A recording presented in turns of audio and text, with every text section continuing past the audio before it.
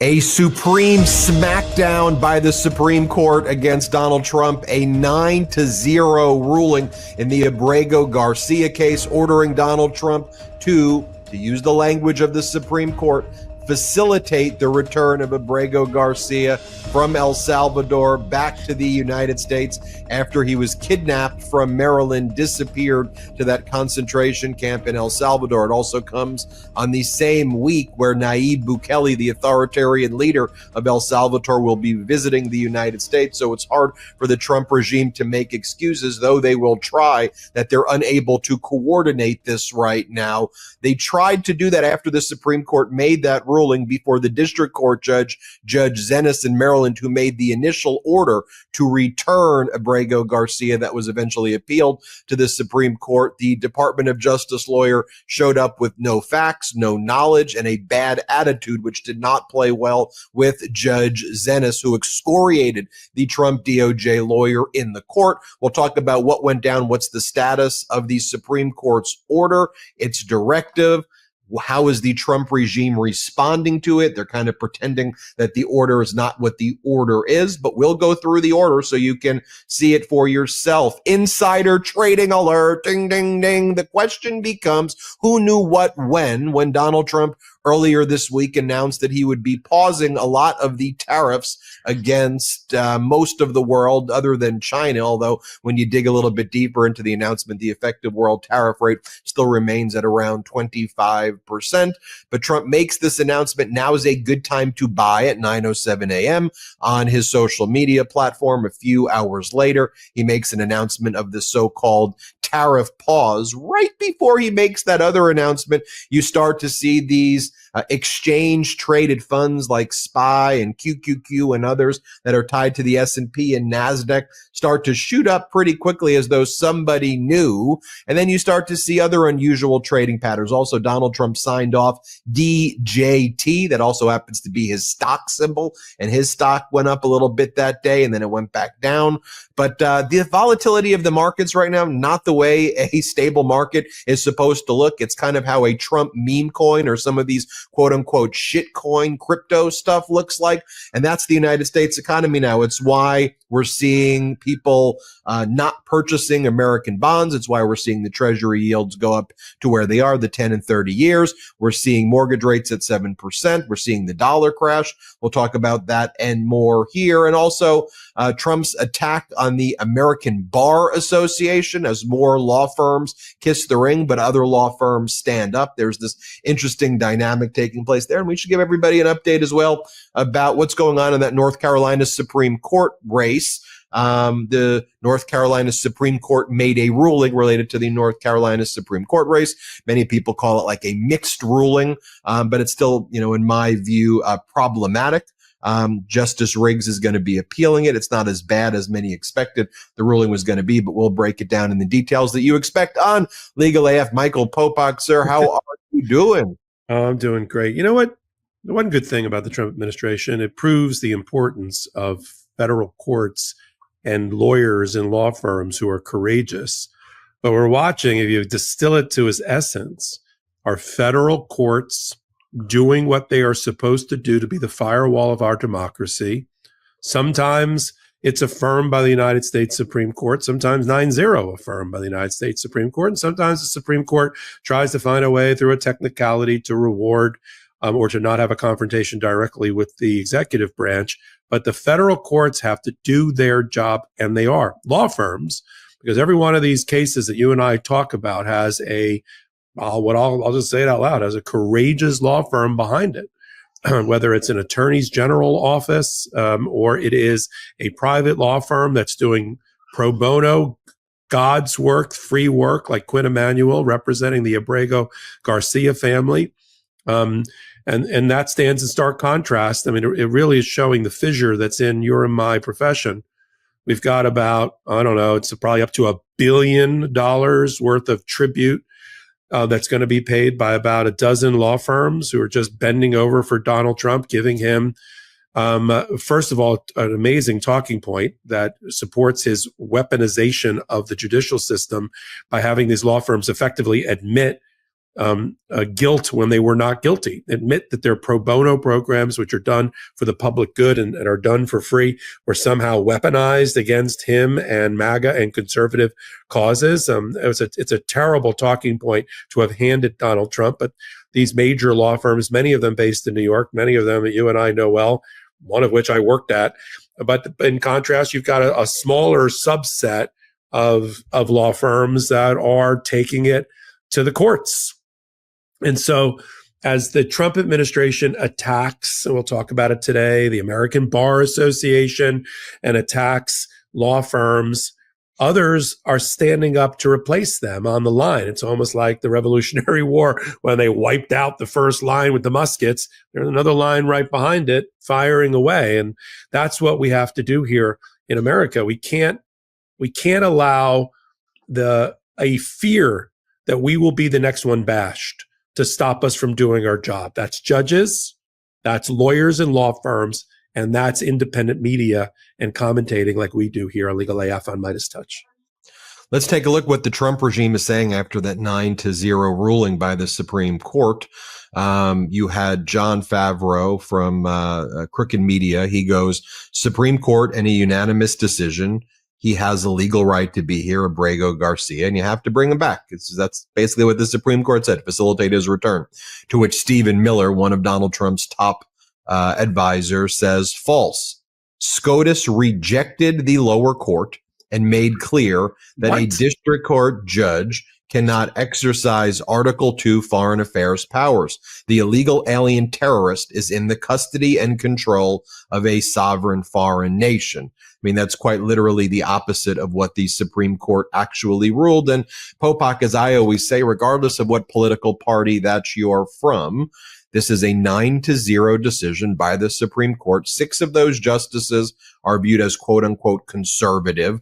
3 of those justices on the Supreme Court are quote unquote the liberal appointed justices, right? You have 3 Trump appointed justices on that court. You have 2 George W. Bush appointed judges and 1 George H.W. Bush appointed judge on that court. You've got 2 Obamas and 1 Biden appointed justice on that court. And so that's the Supreme Court. And I don't agree with a lot of the Supreme Court rulings, but when I don't agree with the rulings or when I outright think the rulings are horrific, I still read you the rulings, right? I tell you what they are. I don't pretend the ruling didn't say what the ruling said it did. And to me, that's one of the biggest problems with the Trump regime. I mean, let's just take a look at what the ruling actually says. And it says about this is what the Supreme Court said in a 9-0 ruling regarding the district court order saying send Abrego Garcia back. The order, I'm reading from the Supreme Court word for word, so people know I'm not paraphrasing, I'm not giving you commentary, I'm reading it. The order by the district court properly requires the government to facilitate Abrego Garcia's release from custody in El Salvador and to ensure that his case is handled as it would have been had he not been improperly sent to El Salvador. Michael Popok, you don't get much clearer than that. Then there was a concurring opinion by the 3 liberal justices. Or a statement, really a statement. Yeah, really a statement. And they just said, the Supreme Court should never have even heard this and stayed the return of Abrego Garcia in the first place. Abrego should have been returned immediately because this is such a ridiculous. He got kidnapped. This is what they said. They said he got kidnapped and he got disappeared to a concentration camp in a foreign country without due process. It wasn't a close call. Yes, we agree with the rest of the court. That's why this is 9-0, but we shouldn't have even been having to rule on this. It should never even got to this level. Popok, break down the ruling by the Supreme Court, but also then what the Trump regime did before Judge Zenas, who's the district court judge who the case was originally assigned to, who made the first order saying Abrego goes back. That was appealed all the way up to the Supreme Court. Then, so our viewers and listeners know, it then gets what's called remanded, sent back to that judge because the judge was right. And then the judge says, see, I was right. Now do it. Do it. What happened? I'll take it from there. And there's a lot of new activity, even as we went on the air today in the particular case. The judge didn't waste any time, as I only half joked on a hot take about it. Hell hath no fury like a federal district court judge who's recently affirmed by the United States Supreme Court. She's emboldened, as she should be. This is a judge, Judge Zenas in Maryland, who was attacked by that same Stephen Miller that you mentioned and Donald Trump himself as being a leftist, a Marxist, an activist, all the ists. She's not. You know what she is? She's an affirmed trial district court judge by the United States Supreme Court 9-0, all agreed that the government had conceded that he had been illegally removed and sent to El Salvador in violation of an immigration court order from 2019 giving him protection. That was the driver for Judge Zinnes. That's the driver for the United States Supreme Court. It's in the first 3 lines of the order that you read. That then led, so what we have is, this is like the Count of Monte Cristo. We've got an innocent man who is sitting, rotting in a jail on day 28 now, maybe even 29, who should never have been there and violated an order that the government admitted to. Got another problem we're going to talk about when I get a little bit further into this. The guy that admitted that it was an illegal act, this lawyer is no longer with the Department of Justice, been put on leave, Mr. Roveni. It looks like his boss may have the same problem in a hearing that he held on Friday based on a new order that just came out. But I digress for a moment. The order comes out. You and I read it. We report on it. It is what it is. It is that everything about what Judge Zinnes wrote, including that she needed to issue the preliminary injunction in order to protect the due process rights of Abrego Garcia and to ensure that the Constitution and immigration law were being complied with, which is one of her major jobs as a federal judge, is to administer justice in her courtroom. They agreed with that finding. They agreed with everything about her order about having the government be ordered to immediately facilitate his return. She just used another word, that she used effectuate. And they suggested, the Supreme Court, we're not quite sure what you meant by effectuate. Facilitate means you do everything in your power to encourage a third party or a counterparty or the event to happen. Effectuate means you put it into action. And they were, I think, a little afraid, at least some of the majority, was a little bit afraid that may meant that if the government wasn't able through facilitation, letter writing, emails, diplomacy, Trump leaning over to Kelly while he's in the White House and telling him to get the guy out, things like that. If that didn't work, they were not okay with the judge ordering SEAL Team 6 to knock down a wall and take the guy out of an El Salvadoran prison. Okay, so the judge fixed it. An hour after the ruling came out on Thursday night, came out at 7 p.m., by 8 p.m., Judge Zinnes issued a new order. She said, because the instructions to her from her bosses at the Supreme Court was, can you fix that word effectuate and just kind of figure it out? And she says, yeah, I'm going to make it easy. I'm going to get rid of it. And I'm going to get rid of a deadline because that seemed to drive everybody crazy too. So she issued an order on Thursday night and said the following: take out the word effectuate. I'm amending my order as follows.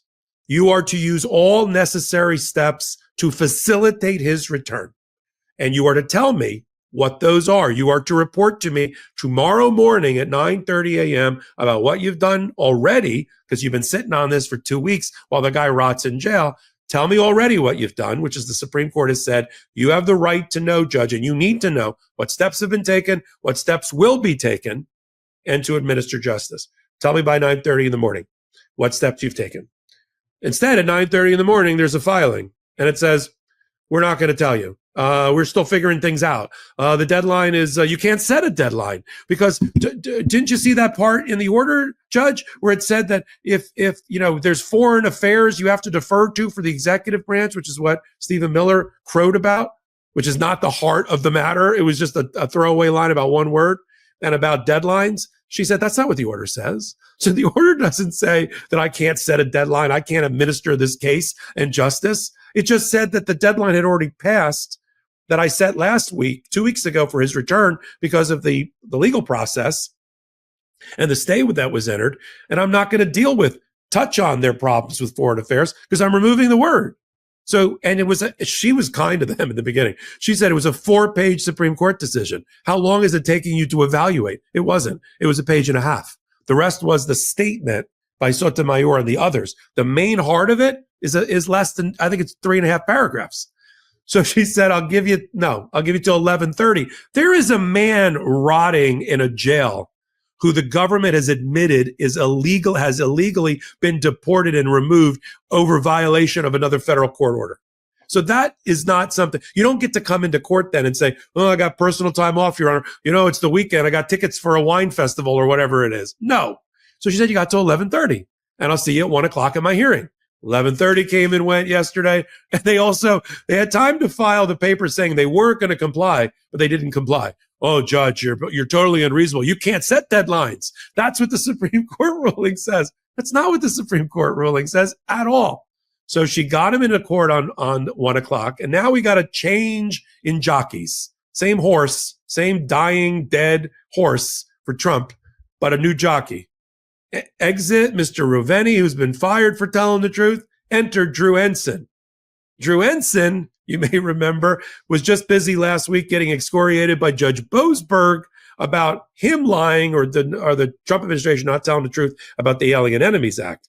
He was the boss for Roveni. He comes in and he starts off, because he's been instructed to do it by the Department of Justice, effectively not to tell the truth. He comes in not prepared, not being able to answer any questions. She asked a very simple question. Where is Abrego Garcia now? In my court, where? Where is he? What have you done? I don't know. I can't answer it. She didn't like those answers, as you would imagine. She said to him, and then when I'll get to a new order that she just issued late yesterday, she said, it appears that the lawyer, this Drew Ensign guy, that the administration purposely did not provide him with information so that he couldn't answer my questions in the courtroom. That's a problem. And she's invited the law firm representing Abrego Garcia today to file a motion for contempt. I'll read to you from the order in a minute. And said, if you have any other remedies you'd like from me, gentlemen, looking at the plaintiff's lawyers, file them by 5:00 or whatever it is later, and then gave the Trump administration till Sunday to respond. She's fired up. She basically told them, you are now going, based on these non-answer answers. And it looks like the Trump administration is sending the Department of Justice lawyer here, who's voluntarily doing it, to lie to me in the courtroom. You are going to give me daily updates at 5:00 each day about where he is and what you've done to get him out every day until I tell you to stop. And on Tuesday, we're going to have another hearing and to collect it all. And I'm looking at the plaintiff's lawyers, file whatever you want for a new remedy. That is a judicial signal, which I've received before. I'm sure you have too, Ben, to file a motion for contempt. And she is going to find them in contempt. Now, I looked before we got on the air recording about whether the Trump administration was going to run to the United States Supreme Court and try to get a reconsideration, further instruction, clarifying instructions to the judge. But they're not going to be able to do that because all the things that they're lying to the American voters about as talking points. We won. You didn't win. Everybody knows you didn't win, including the judge that matters, Judge Sinis. So, and if you read her order, which is now what's listen to these observations, Ben, and tell me, and then I want to hear your opinion about how much trouble Ensign is in. Defendants made no meaningful effort to comply with my order. Instead, they complained that the order is unreasonable. I asked very straightforward questions. Where is Abrego Garcia right now? What steps had defendant taken to facilitate his return while the court's initial order on injunctive relief was in effect? Defendant's counsel responded that he could not answer these questions. Listen to this, Ben. And at times suggested that defendants, the Trump administration, had withheld such information from him. That's a bad place to be for the government. So she's now ordered the following.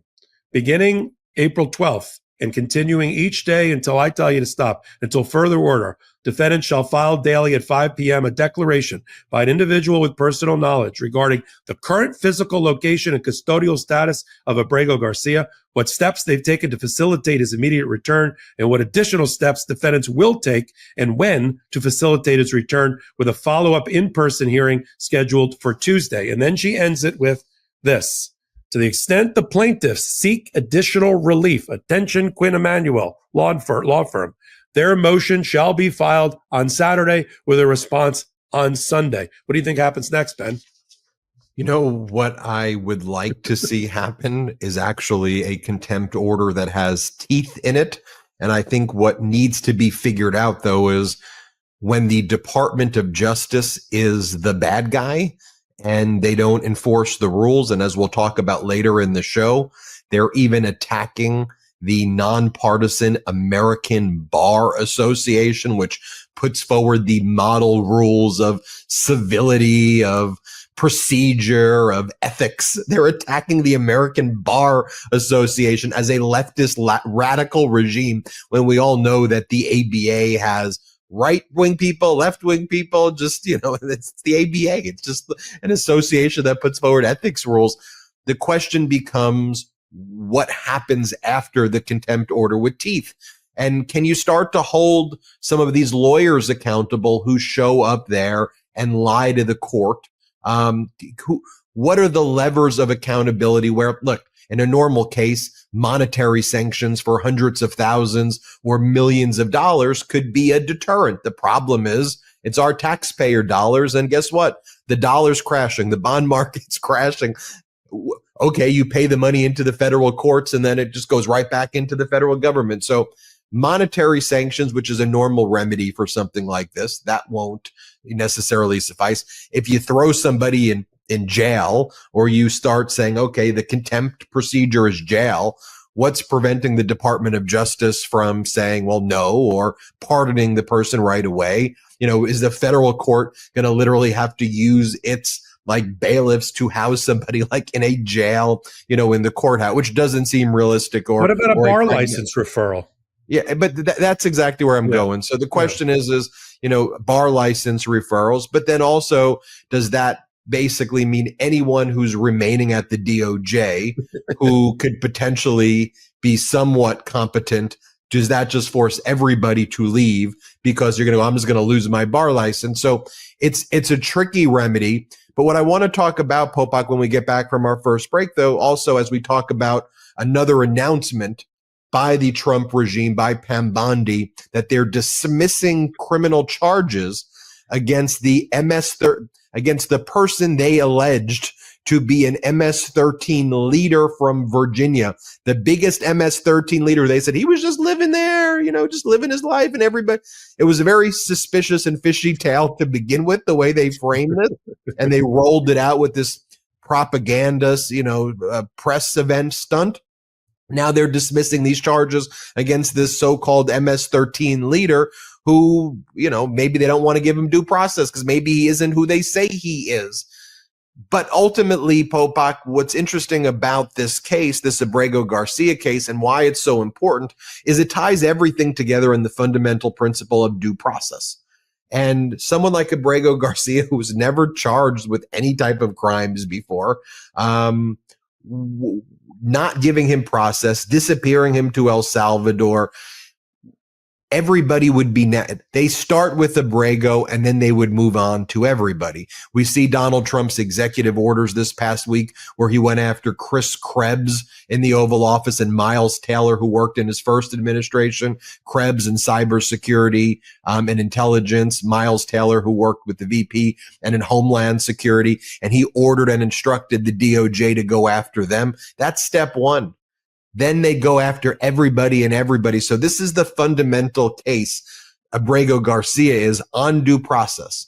Can anybody be disappeared to foreign concentration camps? And then you just say, oopsies, we don't have jurisdiction. That's why this is such an important case to talk about. We'll talk about this. I want to talk about the MS-13 case. I want to talk about a lot more. We got to take our first quick break of the show. I want to remind everybody, Michael Popok, man, your Legal AF YouTube channel is just absolutely crushing right now. It's really doing incredible. It's on its way to 1 million subscribers. Everybody, make sure you subscribe to the Legal AF YouTube channel as soon as you can.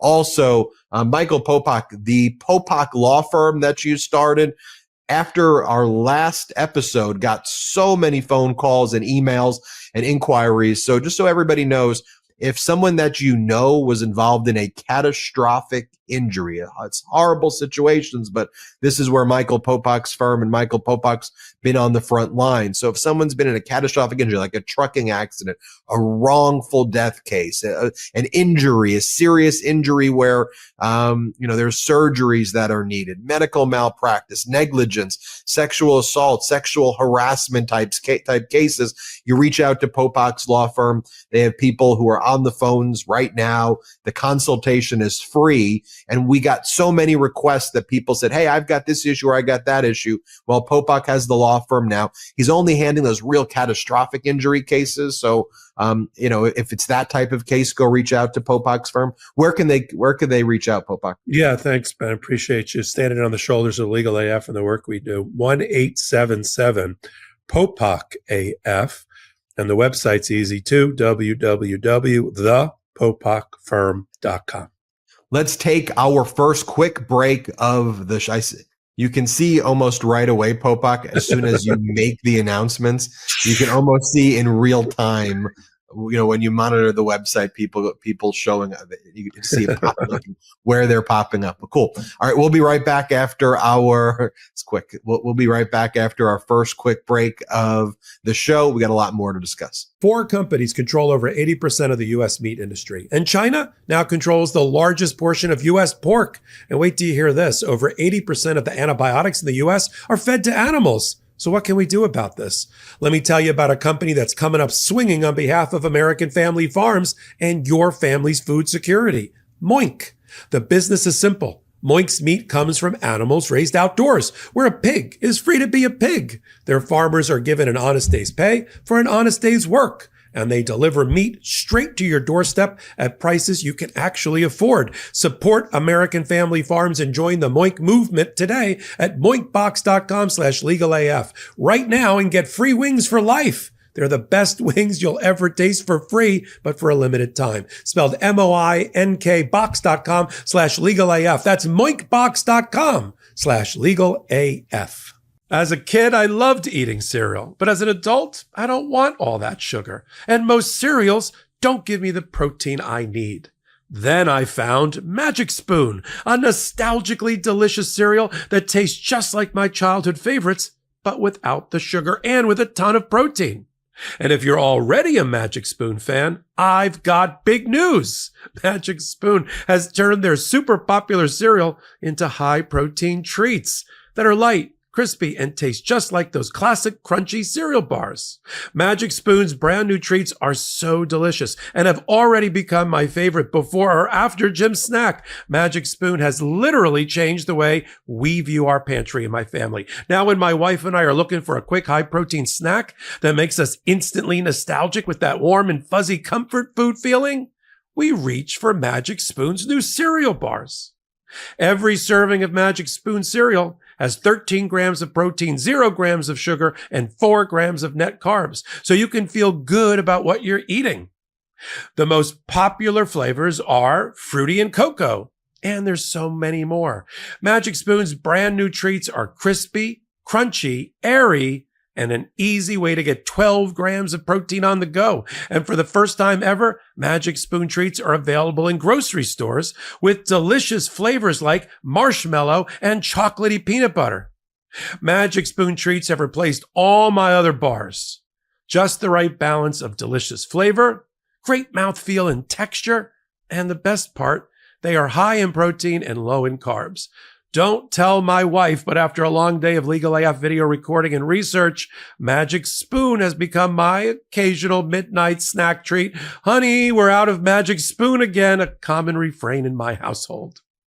Get $5 off your next order at magicspoon.com/legalaf or look for Magic Spoon on Amazon or in your nearest grocery store. That's magicspoon.com/legalaf for $5 off. Magic Spoon, hold on to the dream. Welcome back to Legal AF. Thank you to those pro-democracy sponsors right there. This show is not possible without all of those pro-democracy sponsors. Jordy spends a long time negotiating the discounts for those pro-democracy sponsors. So the discount codes are in the description below. 2 clips I want to share with you. Actually, 3 clips, Popok, and then I'll set the stage right here for a few things. First, Caroline Leavitt, earlier this week, being asked by a reporter about whether these deportees who are being kidnapped and disappeared to El Salvador should be entitled to due process. Trump's chief propagandist, his press secretary, Caroline Leavitt, says that's not what the Supreme Court actually said. They never said that they were entitled to due process. She goes, but they were entitled to a habeas, which is a form of due process. That they had the right to have a habeas petition. Here, play this clip. Caroline, with regards to the Supreme Court ruling on the Alien Enemies Act, you're right. It was a win for the administration, but the justices also said that deportees are entitled to due process. Does the administration agree with that? That's not quite true, Gabe. They said that they are entitled to a habeas petition, and we are going to continue to comply with the law. And we are wholly confident that every single person that has been deported under the Alien Enemies Act, every person that will continue to be deported under the Alien Enemies Act qualifies for that deportation. Well, federal courts have been asserting their jurisdiction and been requiring due process after the Judge Boasberg ruling in the district court, what the Supreme Court ruled in the Boasberg case. And the Trump administration tried to frame, and this is where I think Legal AF is so important, Popok, because they try to act like not in the most recent Supreme Court 9-0 ruling, but in the case involving Boasberg, they tried to act like that was a big win. The judge said we could use these war powers. But as you and I were analyzing it, yeah, it did say that they weren't going to really get to saying that you couldn't invoke the war powers, even if there was no real war.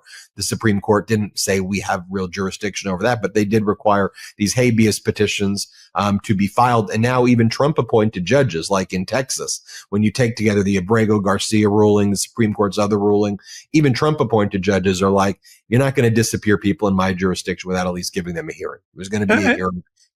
And to respond to Professor Levitt, our press secretary, on due process, habeas corpus is a level of due process. It's just an individual right of a person who's been incarcerated or removed or whatever. And the Supreme Court did say that at the habeas corpus level, you can raise challenges to the exercise of the Alien Enemies Act by the president. It just needs to be decided by thousands of federal judges until it reaches levels of appellate court and then the Supreme Court. So one day, that's why there's been a lot of analysis that what the Supreme Court has been doing is trying to avoid the direct confrontation with the executive branch by making rulings like, well, due process, but habeas, we'll see you in 2 years. Interesting case, but you don't seem to have standing. I'm sure we'll get a party with standing to bring the case, but for right now, dismissed. Just finding ways, technicalities, which don't go to the heart of the matter or the substance of the matter in order to give Donald Trump a cheap win. The problem with that is the Trump administration, as you see, then distorts reality through their rapid response team or Stephen Miller or Alina Habba or this one, the press secretary, and says, it's a win. We got a win. It's not a win. And it won't ultimately maybe be a win.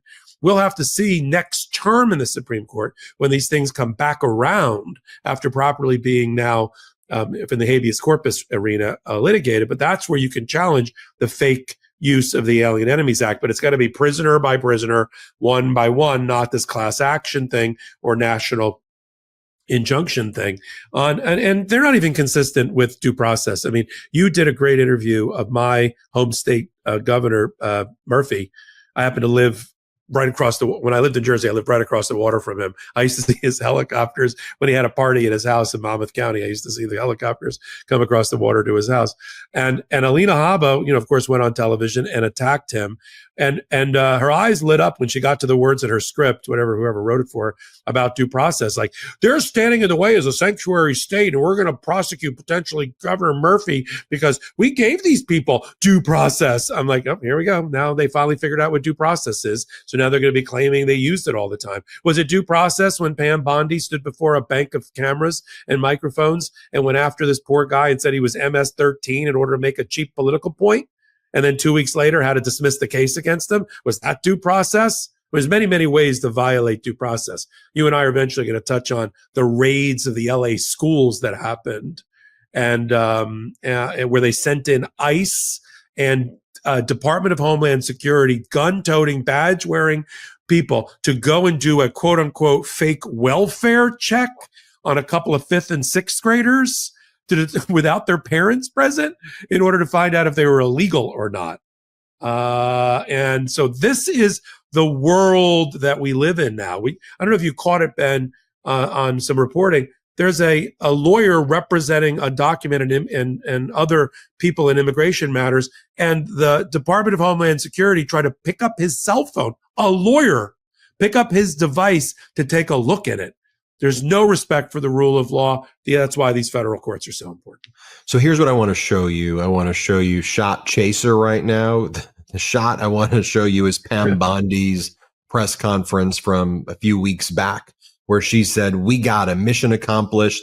The biggest MS-13 leader, Henry Santos from Virginia. This guy was just residing there. Biden missed him. We got him, and he was just living in his home and going to work, but he's actually MS-13. Here, play this clip. We have federal officials, state officials, and local officials all set to bring us the latest details. Let's listen in. Thank you for being here. We have been out since about 4:30 this morning. The great men and women of law enforcement have been working on this operation for days and days and probably weeks. Early this morning, one of the top leaders of MS-13 was apprehended. He was the leader for the East Coast, one of the top 3 in the entire country, right here in Virginia, living half an hour outside of Washington, D.C. He is an illegal alien from El Salvador, and he will not be living in our country much longer. He's in custody this morning. One of the top leaders right here near our nation's capital. I just cannot thank Governor Youngkin enough for his leadership in this effort. This has been a joint effort with state and local agencies. Well, if this individual was who they say he is, also, and he was in Virginia and he was right there, one of the things you have to ask yourself is Glenn Youngkin, the governor of Virginia, there would be normally joint task force all the time between state and federal officials working very closely together because local law enforcement would be involved. So it's a bit of a self-own on Glenn Youngkin if he knew about that and just let that take place. And so just if you accept that premise as true, Glenn Youngkin then would have known that the top leader of MS-13 was there. He would have asked Biden, hey, can we go get this guy? And Biden, if you believe their fictional, their story, then they would know we're not going to go after this MS-13. And then Glenn Youngkin was part of a massive cover-up, the MAGA Republican governor, to hide the MS-13 person in his state. So even the or Glenn Youngkin is running as a governor of sanctuary state. So even if you accept the premise of it, but then here's the New York Post headline from this end of last week, DOJ moves to drop the charges against the top MS-13 leader who was busted in major Virginia operation. They don't even go purported. They go that he is the leader. And then as Matthew Torres writes, despite being called one of the top 3 MS-13 leaders by top Trump administration officials, federal prosecutors dismissed the charges against this individual. And Fox played a major part in promoting the arrest and the press conference. So then on Fox, they asked Trump's propagandist, Caroline Leavitt, here's the chaser to the shot chaser. So why are you doing that? Like, if he's the top MS-13 leader, why would you dismiss it? Don't you want to go through our law enforcement and find out like who else this individual's been talking to and go through the investigative process? Here, play this clip. Try to get some clarity on it, Caroline, because, if indeed he is what we were told he is, the East Coast leader of MS-13, wouldn't it make sense to prosecute him for crimes related to that? I know he was held on a gun charge, but to make sure that any victims of MS-13 through his leadership get their day in court here in the United States and then send him to an El Salvadoran prison if he is deported and found guilty on those crimes. Well, again, this administration is doing things differently, Martha, and this president has made a directive to his agencies, particularly the Department of Homeland Security, to remove foreign terrorists from America's homeland to protect American citizens. And we have an incredible diplomatic relationship with the president of El Salvador and his government, who have been detaining these MS-13 ringleaders and violent gang members in their prisons. And American taxpayers don't have to foot the bill for that cost. And so, again, the bottom line here, the Supreme Court said that the Alien Act could be used to remove people, but they had to reach due process first. I'm only pressing on this because it was a huge story and we covered it. Obviously, it would feel like that person could lead to a lot of other evidence. The DOJ would be pressing to see this in court so that other people could be exposed. And suddenly none of that's happening. So now, here's the thing, Popok. I don't know if this guy is or isn't MS-13, is or isn't a leader. I don't know. What I do know is they've lied about Abrego Garcia, who's not that individual. They've lied about 75% of the people who are in that El Salvador concentration camp. We saw the 60 Minutes report, people who don't have criminal backgrounds. And what I do know, though, is that if he was the MS-13 gang leader, I'd want to see him brought to justice in the full force of the law. We need evidence, though, right? We need process. That's the way we need our system deals with these issues through something called due process, Popok. Yeah, that is what, and just to be clear to everybody, that we're not here advocating for the guilt or innocence of any one particular person. We're here advocating for the protection of our rule of law and our due process, because we here on Midas Touch and on Legal AF want to live in an America, one we can't recognize as it's being run by Donald Trump and his bootlickers. We want to live in an America where we can be proud of the American flag because of the things that it stands for. And we have always, except when Trump was in the driver's seat, we have always made sure that First Amendment rights are protected, even if we don't like what's coming out and being spewed by the person speaking it, and that due process rights are protected, that you get your day in court, we have an adversarial system with a person in a black robe, evidence is presented, and if the person is guilty and the government is held to their proof, then that person can be deported or jailed or receive some other sanction. And I sleep better at night, I add, knowing at least that First Amendment and rule of law were being protected by all presidents, regardless of their political stripe, until we reached our first felon in chief. And when you watch that clip, and I love the back and forth between the two of them. Look, let's be frank. This is when you put up Carolyn Levitt, our press secretary, next to the Fox News host. I don't even know who's who. I had to double check the names underneath to see who was the Fox News host and who was the press secretary. And I mean that not just visually. I just mean in terms when you have Fox interrogating the press secretary who's not getting, she's got her talking point, so she doesn't want to respond. So it's not a softball that she's missing. She doesn't want to see the softball. So she's just, well, we got to go back to the Alien Enemies Act. Yes, but Fox News has to be the one to say, what about due process? I thought we needed due process in order to do that. If you had the proof, wouldn't it be better for the Department of Justice to do that in a public way than to do what you've done? And you and I only half joked coming onto the air today, like, where's the press conference where Pam Bondi apologized to this guy or apologized to America for having her phony political rally 2 weeks ago? We did it. Like you said, mission accomplished. We got him living right in the shadow of Joe Biden. Sleepy Joe. We got him. The MS-13 leader right here in Virginia. And we were all like, really? Guy was just living there in Virginia? That seems odd. It seems staged. And now it turns out that it was completely. But it goes to a deeper point that you and I have been making for the last 5 years, which is that we're not here bashing the Trump administration, the end of one and the beginning of another, which has overlapped our 5 years, because we are supporting criminality in our society or defunding the police or defunding the courts. Or that's not where Legal AF lives. Where we live is where our audience lives, which is that we're for justice and we're for due process. And if you prove to me and to a jury or a judge that this person is as bad as you say, I'll be there at the airport to send them off or at the jail. But give me process or give me death. And that's what we're worried about the rule of law. As you mentioned about our Legal AF YouTube channel, we just had the great fortune to have Jamie Raskin come on with Alex Aronson from Court Accountability and me, Court Accountability Action and me, and we did a great interview. It's up there right now. And that's all Jamie talks about. I mean, I half joked that, he's the Superman for the Democratic Party. They call him to the rescue. because he alone, among a lot of different lawyers that serve in Congress, he alone has this intellectual gravitas and heft about the Constitution and about the rule of law. And plus, he helps us with the appropriate pugilistic vocabulary. And we do that here as well. You call it elbows up for the Gordie Howe line from Canada, different things with your Midas Maple and all that.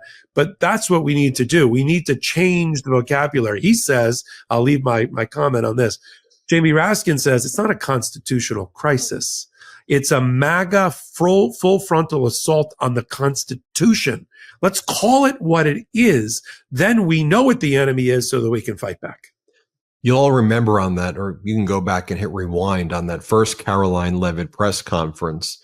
You will see that the market was rising at that time on a day where, based on a lot of the factors, you would not think that the market would be rising. A few hours after that press conference, then there was the announcement that hit, I believe, that Trump was pausing the tariffs on the rest of the world. And then the markets exploded that day, only to decrease the next day. So one of the main questions that we're asking, and Popok, who's been a Wall Street lawyer before becoming a legal AFer and a lawyer in different fields, and he's got background on looking at these issues.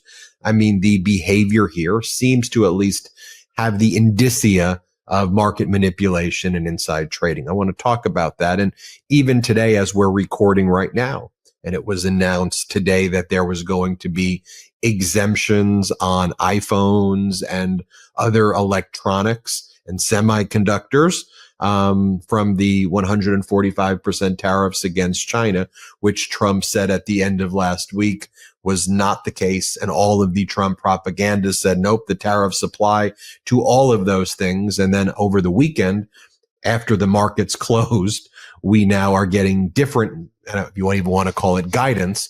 What you're also seeing is all of these options that were purchased on Friday for these semiconductor companies and Apple and others that seem to, again, have all of the indicia that there's an inside group of oligarchs and people who know when these moves are happening and when the markets are tanking and it's impacting regular folk, people with 529 accounts, pensions, 401ks, people whose life savings is tied in some ways to the market.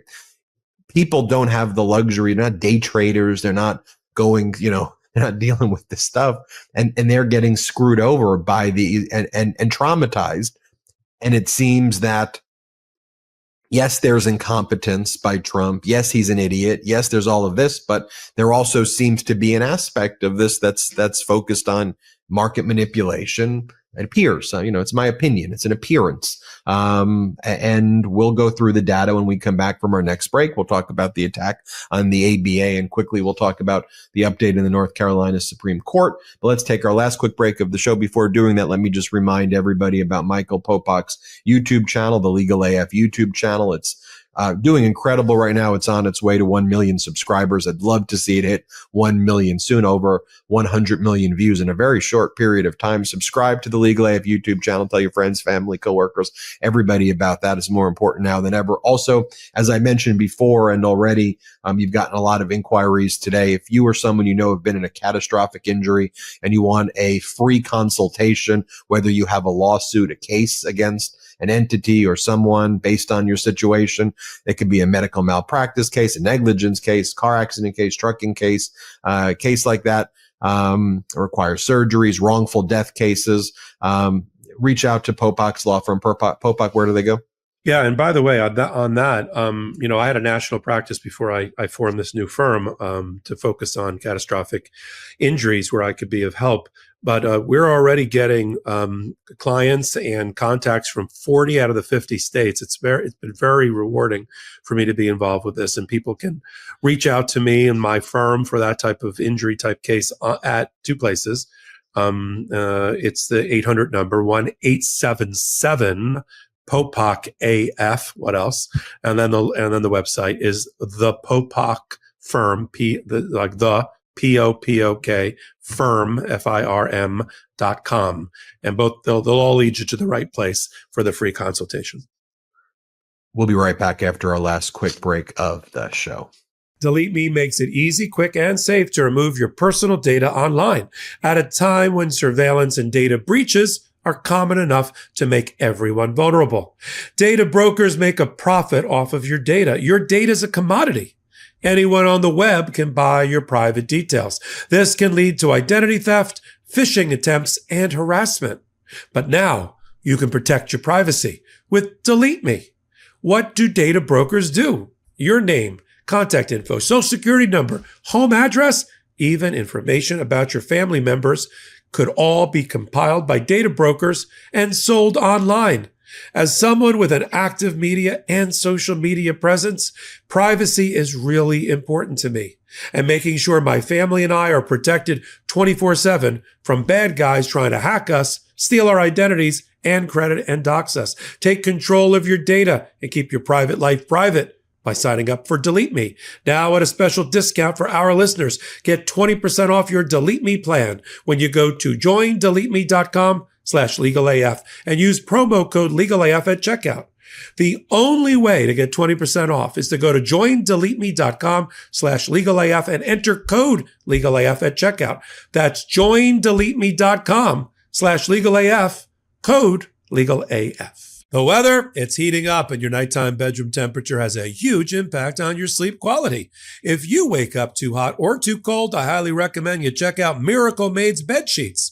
Miracle Made sheets are inspired by NASA and use silver-infused fabrics that are temperature regulating so you can sleep at the perfect temperature all night long. Using silver-infused fabrics inspired by NASA, Miracle Made sheets are thermoregulating and designed to keep you at the perfect temperature all night long, no matter the weather, so you get better sleep every night.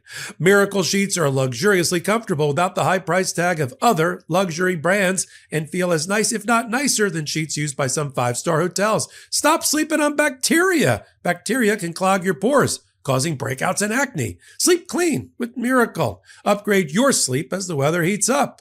Go to trymiracle.com/legalaf to try Miracle Made sheets today. And whether you're buying them for yourself or as a gift for a loved one, if you order today, you can save over 40%.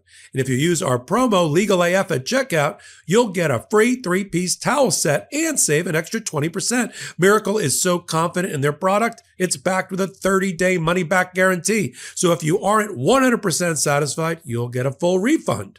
Upgrade your sleep with Miracle Made. Go to trymiracle.com/legalaf and use the code LegalAF to claim your free 3-piece towel set and save over 40% off. Again, that's trymiracle.com/legalaf to treat yourself. Thank you, Miracle Made, for sponsoring this episode.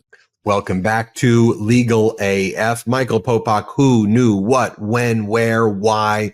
Let's break down what that insider trading case or market manipulation case could look like. We know that at 9:07 a.m. In the morning, where Donald Trump said that he was pausing those tariffs against some of the world, Donald Trump posted, first he posted, be cool.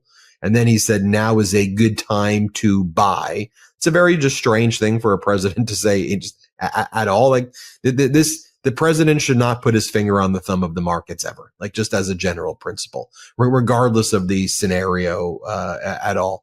Ups and downs, the market should be the market. It should be left alone, and it should be focused on what the in theory, a rational market views, not what an irrational psychopath is doing on the market. Then about 3 hours later, Donald Trump announces that he is pausing tariffs. That causes the markets to shoot up rather quickly. One of the things that we saw right before this announcement was made at about 1 p.m. is a lot of strange activity took place in the markets on these exchange traded funds that are tied to different indices, the Dow and the S&P and the NASDAQ. They start seeing unusual activity. And you can almost even see on the graph of the market going up like a odd blip right before the announcement is made, like a surge that would not be tied to any kind of rational market data. So the question is, who knew what when there? And then you had Jameson Greer, the United States Trade Representative, who was literally in a back-to-back hearings in the Senate and the House, and he was being asked, and he was being grilled and being asked questions by like Steve Horsford and other Democrats, and the Republicans weren't anywhere in the room. They were just basically saying to him, this was the plan.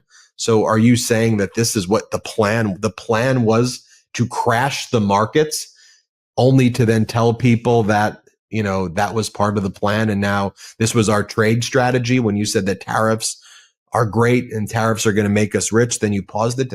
That was what your plan was. So Popok, you know this area of law, you've seen it, you investigated it.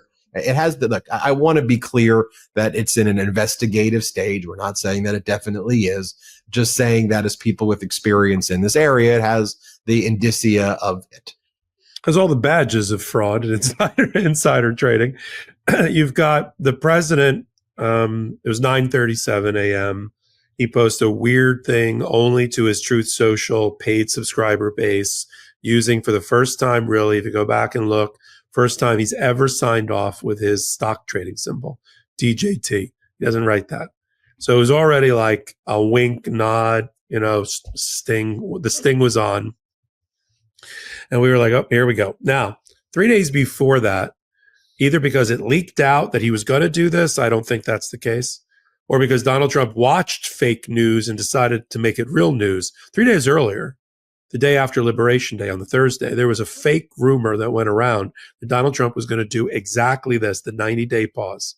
Where did the 90-day pause come from? Came from the fevered mind of Bill Ackman, who runs a company called Pershing Square, who jumped off the Democratic train and jumped over to Trump after the, Butler, Pennsylvania bullet whizzed by, and he decided there's 33 reasons he's not voting for Kamala Harris. And then the market crashed with the Liberation Day, and Bill Ackman at Pershing Square, controlling billions and billions of dollars, said this is going to be nuclear winter. And then he and Jamie Dimon got on a phone call, apparently, with Donald Trump in the middle. Thank God this guy I'm talking about Trump, watches television, because that's how he forms policy off the backside of his pants. Off the seat of his pants, he apparently, after Liberation Day, went terribly awry and $7 trillion worth of stock value was shed. And the economy, what's the word I'm grasping for? Shit the bed. He was watching Maria Bartiromo. And she happened to have Jamie Dimon on, who had already told his investors and clients, get ready for the recession caused by Donald Trump, who took a bull market and converted it to a bear market at a White House press conference. Well, he didn't like that, Trump. And a phone call, he decides to do it. Now, 3 days earlier, he watched as the market ran up on a fake rumor that his rapid response team killed, by the way, and said, fake news, no 90-day tariff pause. Oh, really? By the closing bell, it went back down. But he saw he could manipulate the market with an announcement about tariffs and a pause. So 5 days later, 9:37, by 1 o'clock, while Jameson Greer is giving testimony to an oversight committee on Congress, they announce, and it's a phony announcement. You put up this whole, I read most of it, this whole social media posting, because of China, and it had nothing to do with China, the pause. It had to do with him getting his ass kicked by the market and the economy, which has not recovered. Note, has not recovered any way, shape, or form because of the momentary one-day surge that everybody made money on around the Trump administration, apparently, did not recover, nor has trade recovered globally at all. But he got his ass kicked, took a phone call or two from Jamie Dimon and Bill Ackman, and then announced his new policy. That's how erratic our president is, who's basically criminally insane when it comes to financial markets. And now it's exposed to the entire world that Donald Trump's just, as we knew before, just completely erratic, has no economic foundational principles supporting his economic policies at all. It's all done on a whim. It's all done on whoever talks to him last. And so now people, having seen that the emperor has no clothes, have to account for that. So they're not thinking, oh, we're out of the woods, 90-day delay. They're thinking we got 90 days to kind of get out from under the United States, and they are adjusting worldwide global trade to avoid the United States and to suppress global trade overall. And that is the little sticky little thing called a fact that the Trump administration never wants to acknowledge, which is we're going to get $4 trillion over 10 years, Peter Navarro says, because we're just see the current amount of trade coming and then times it by this and then divide it by 10 and that'll match our tax cuts.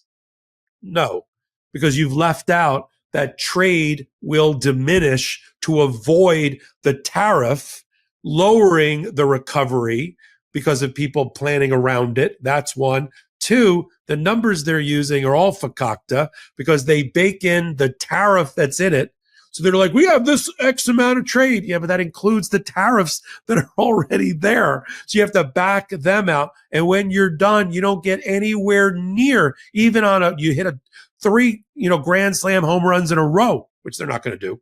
You're not going to get anywhere near the revenue collection that they claim in order to offset this tax cut for the wealthy while we have trillions of dollars of debt. The only silver lining here is for the Democrats is that Trump's policies will hasten his demise at the polls at midterms, because regardless of what the Trump administration tells itself, that he got elected because of transgender athletes, or he got or what bathroom they use, or he got elected because of immigration at the border, that's not why he got elected.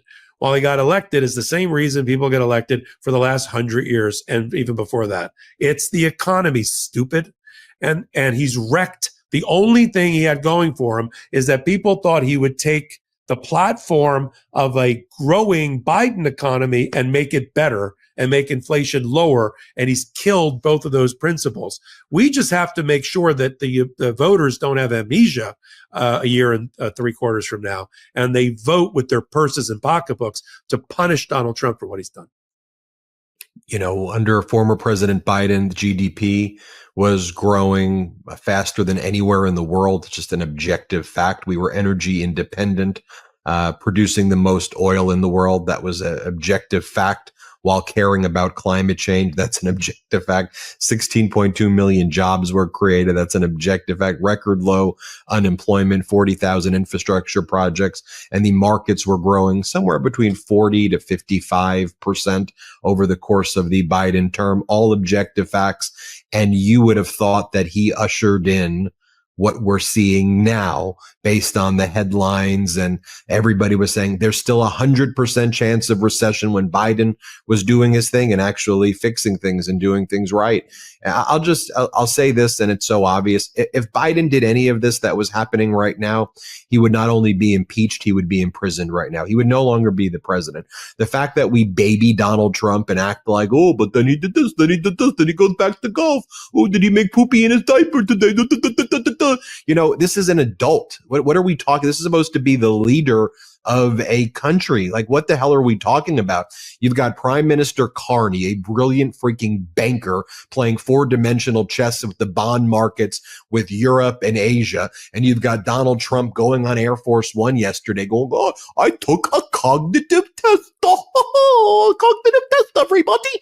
And then we're like, what are we talking about? This guy is an idiot. He's dangerous. And the things that he's done already with his Liberation Day are impeachable. They're dumb. He's an idiot. It's dangerous. And then he goes in the Oval Office with these billionaires, and then he's like, I made you rich today, and you got the $2.5 billion today on the day where Trump said, bye, bye, bye. All of this is ridiculous stuff. I spoke with a journalist who's writing a story about the Midas Touch Network, a very prominent international journalist. He's like, you call it the regime. No other media refers to it as a regime. The network at Midas Touch. I go, what else? I goes, if it looks like a duck and it quacks like a duck, it's a duck.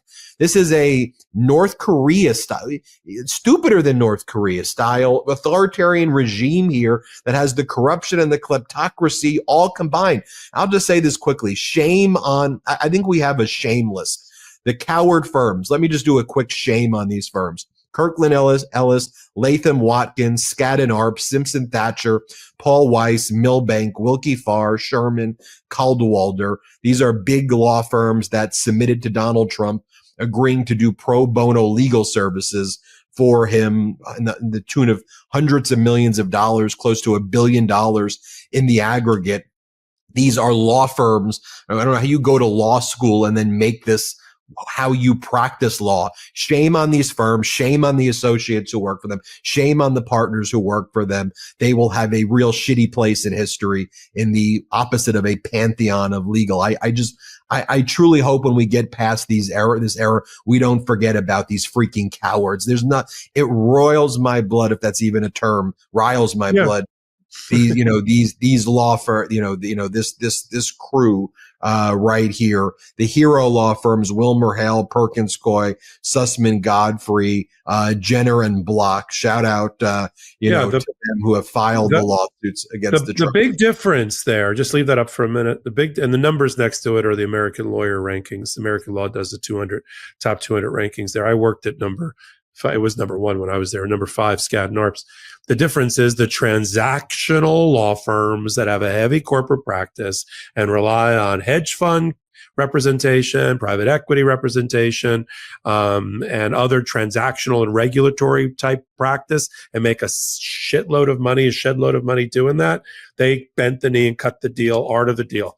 The ones that are led by litigators. I mean, I was a litigator at Skadden, but frankly, the litigators were not as respected as the transactional lawyers because, it's whoever brings in the most money type of firm. And the transactional lawyers, some of those transactional lawyers have books of business of 30, 40, $50 million alone for one lawyer. So they held sway and they were like, cut the deal. We can't go out of business. And frankly, transactional people aren't going to care. The deal people are not going to care whether Skadden cut the deal or not. If you're looking for a law firm to litigate, I would not go to one of those firms, right? Because, they're look how they handled their own matters. But the big dividing line is the same dividing line you and I had coming out of law school. You're either a transactional lawyer or you're a litigator. And you and I are litigators, and the firms that are fighting are litigators. And by the way, they're winning. They're getting their injunctions and First Amendment protections from federal courts. It's not that the Paul Weisses of the world didn't think they were going to win.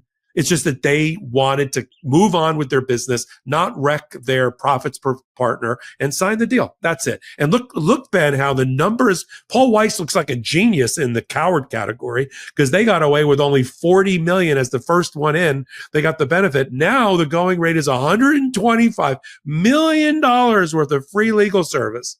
But as you joked before we came on, tell your observation about how Trump's going to use these lawyers for his policy because he's lacking lawyers. Because the Justice Department is now gutted and Trump fired all these people or people have left, he doesn't even have the resources or the wherewithal of lawyers with an intellectual capacity who can actually do the law. So he now needs to use these law firms, and it's part of his plan because the brain drain of people away from his regime. Now he's trying to capture law firms that hire people from the top law schools and pay him a lot of money to do free legal work because we all saw that Pam Bondi press conference right there, right? She didn't go to the top law school. We all watch that, right? I mean, she's a Fox host more than anything, and it's a regime of Fox hosts and that's why I call the Fox state regime media. It's all inextricably intertwined. It's very authoritarian, and just look at this. I mean, Justice Department expands retribution campaign to the American Bar Association. And they're saying that no Department of Justice lawyer shall ever talk at the ABA. They're never going to support ABA events. They view the ABA as activists and leftists. And they're going at the American Bar Association. You're saying it's a uniquely Trumpian period where the American Bar Association is being viewed as a radical leftist organization. How about the Associated they write Press? The ethical rules, the model bar rules. How about the Associated Press is a weaponized style book because they won't call it the Gulf of America. Gulf, they won't Gulf of America, ABA, this Liberation Day. You know, it's my rant before when I was saying, well, come on. Yes, what I was telling the foreign reporter who I spoke to. I said, look at this, look at this regime. Like they are North Korea style corruption. It's weirder. I guess honestly, it's weirder than Kim Jong-un, and it's the United States, and it's why the dollar's crashing. By the way, you know, sure, Popok, will Donald Trump say, well, I'm doing exemptions here. Will the markets go up? Yeah. Will the markets go down? Yeah. Up, down. Overall, the damage has been done. It's done. So what it is now is there's already been a tsunami that's prematurely hit, like a premature tsunami that people weren't expecting, because normally when the tsunami hits, the shore it rolls out, pulls out. Yeah, right, it recedes. Yeah. It pulls out, and then you're like, okay, one already hit, and it's pulling out, and you see that in the 10-year and 30-year yields. Who's buying an American Treasury bond right now in this craziness when you don't know what Trump's going to do? Let me ask you a question. I have a question for you. As a network owner, an independent network owner, everything we're talking about now on April the 12th is well in advance of the midterms. It's not going to get any better for Donald Trump because he's not going to grow a brain nor is he going to surround himself with the best and the brightest. This is it, man. This you got to dance with the girl you bring to the dance. This is the girl you bring to the dance if you're somebody who voted for him. So it'll go about this way from now until. But how do we sear into the collective consciousness and get voters who stayed home for Kamala Harris, millions of them, that were not motivated enough, and what I say sat out democracy. How do the Democrats, how do those fair-minded people use what's happening now in order to ensure a certain defeat for Trump and the Republicans in less than 2 years? You know, look, my view of it is the guy who was brought to the dance, Trump. It's a big problem, and Americans are seeing it now. But I think you can't get complacent. I was asked by the reporter to a similar question. You know, what do you think? If you had to predict, I said, I'm not in the prediction game. I said, I'm in the bold action currently game of every day the resistance and opposition has to grow. You know, it's why when people tuned off, that's when we turned on more at the Midas Touch Network. We worked harder during those days because we knew that the movement wasn't going to, it has to start somewhere, and you can't just look over and hope it's going to be somebody else, you know? And so my bigger thought in building this network as a network owner, you know, is I got to make sure that we're uniting the pro-democracy community internationally here, and we've got to educate people. Popok, 60% of Americans have below a 6th grade education. That's really part of the problem too, is that it's susceptible to manipulation and propaganda that you see from Fox. And then other corporate news either over-intellectualizes the issues or they both sides the issues and normalize the behavior. And then you have a straight up propaganda network. So the information that's being consumed by Americans, and 60% of who have below a 6th grade education, is bad data. They're not getting data. They're not getting info. They're not getting the truth. And even through the chaos that we see now for them, because they went 4 years in a Biden cycle where everything was a controversy that really wasn't, right? Because that's what the media was doing. And even now, the media wants to talk about Biden. You know, you look at a lot of these things. Well, Biden was old. They covered up his cognitive decline. I interviewed the guy. He was an older guy, but things were working, okay? It's not a shocker that he was in his 80s. He's in his 80s, okay? We expected someone in their 80s to be like in their 50s or not. He's going to be like someone who's in their 80s. Newsflash. But Wait till I'm doing this show in my 80s. Wait till I'm doing the show in my 80s. Okay. But we didn't have Liberation Day, and we didn't have any of it. Our alliances were stronger, and things were better, and things were normal. And we had real experts around him, and he did everything the way you expect him to do. So Popok, that's to me the challenge. And that's the challenge that we're going to meet. We got to give people accurate data and accurate info every single day. I want to just close with this because we got to give people a quick update on North Carolina and the North Carolina Supreme Court race. A Supreme Court decision in the Supreme Court race. So you all know the situation there. We've been talking about it. I interviewed Justice Allison Riggs before. There's a race from November where Justice Allison Riggs beat Jefferson Griffin, the MAGA candidate. Riggs, the Democratic candidate, she won. There was a recount. She won another recount. She won by 734 votes. Even after winning 2 recounts, then Jefferson Griffin said, nope, the way they're being counted was incorrect. And he targeted Democratic areas too. He goes, there's 61,000 voters who filled out faulty voter registrations.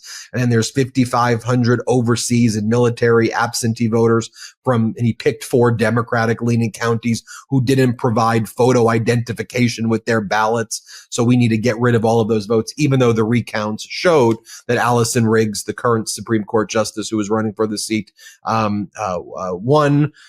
So the Court of Appeals in North Carolina sided with Jefferson Griffin. Jefferson Griffin is a Court of Appeals judge. So the Court of Appeals sided with their guy, Jefferson Griffin.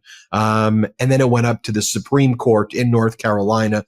The Supreme Court gave kind of a mixed ruling where they said the 61,000 voters who filled out the faulty voter registration, as that's how it was framed by Jefferson Griffin. I don't want to buy his framing. They said those votes count.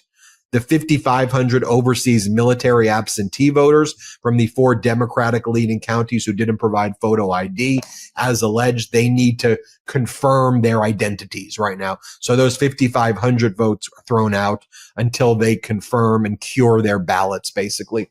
So that's where we are. She's up by 734. There's 5,500 overseas votes that are now going to be canceled in 4 Democratic leaning counties, which would tip the election in favor of Jefferson Griffin, most likely, unless all those 5,500 people are enough that keeps the 735 lead, switch their vote.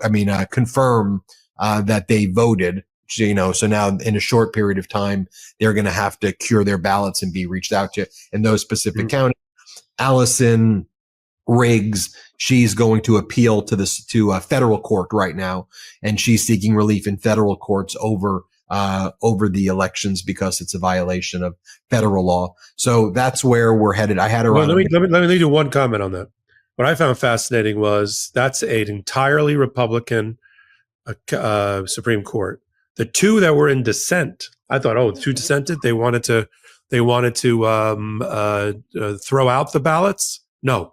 The 2 that were in dissent wanted all the ballots, including the military's ballots, to be included. And this is a quote from a dissent of a Republican in North Carolina. This is Justice Earls.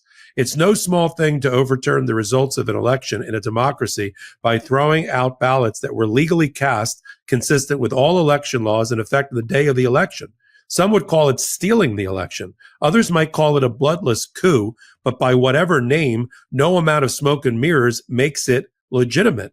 And so, look, let's hope that Riggs, who's the daughter of a 30-year military veteran, is able to succeed at the federal court, maybe at the Supreme Court level if necessary, to get those that are willing to give the ultimate sacrifice, give them their vote.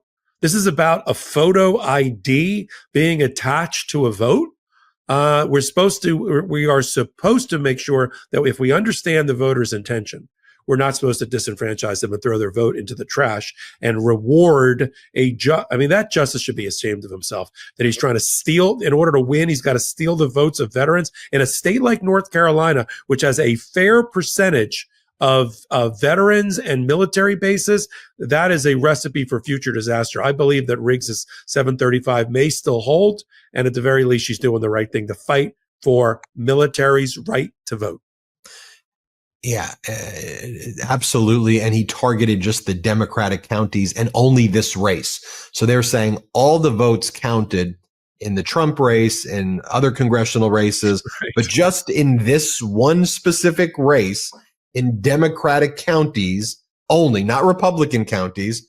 They're not ordering, look, if you were to say, well, okay, then do the recount of all military people everywhere, in Republican. No. They targeted the 3 or 4 Democratic counties, which to me is ridiculous. And it wasn't even the voters' fault. It was the Board of Elections for how they enforced the new rule on photo ID. I mean, you should never disenfranchise. That's what the majority said. You should never disenfranchise if it's not user error. It wasn't user error. It was Board of Election error. But listen, as we watched the MAGA try to steal an election and failed in Wisconsin through DOJ Musk money, it is encouraging that now 2 times in a row, assuming she's able to prevail with that 734 lead, and gets the military, she's doing the right thing there, both politically and morally, as the governor of the state has also said to Josh Stein, get those military votes in. She's already won on the day of the election 2 recounts. I'm hoping we're going to be talking about Justice Riggs on the North Carolina Supreme Court for a long, long time. Yeah, I'm going to bring her back, and we're going to have her on the show again next week. It was great to have her on before. You should all check out that interview. I did about a 25-minute interview with her. Michael Popok, always great being with you. Remind people right now, if they or someone they know were in a catastrophic injury, wrongful death case, serious injury case, required surgeries, car accident cases, trucking accident cases, sexual harassment, medical malpractice, cases like that, where do they call? Yeah, it's a 1-800 number, but it's 1-877 Popok AF. Or if you want to just go on the website, you can go to www.thepopokfirm.com. And make sure you all check out the Legal AF YouTube channel. It's crushing it. Subscribe. Help the Legal AF YouTube channel get 1 million subscribers. Subscribe to the Midas Touch YouTube channel. We're on our way to 5 million subscribers as well. Check out the Midas Touch Substack at MidasPlus.com. We'd love for you to see that as well. Thank you to our pro-democracy sponsors. Can't do it without them. The discount codes are in the description below. They support the show. Support them. Great products, great stuff. Thank you, everybody. Again, we'll see you soon on Legal AF. Keep checking the Midas Touch YouTube channel and the Legal AF YouTube channel for updates throughout the day. As always, shout out Midas Mighty, shout out Legal AF.